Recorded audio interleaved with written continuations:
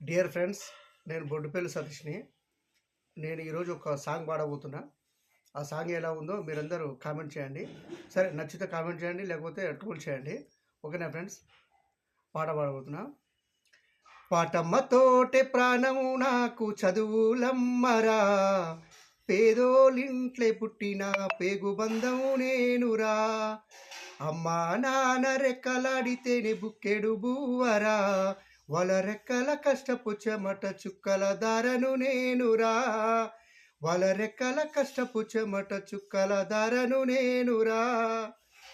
ఉన్న 2 ఎకరాలను కల్లా చూడలే, మా నాన్న నాగలి కర్రు పెట్టి పొలము దున్నలే.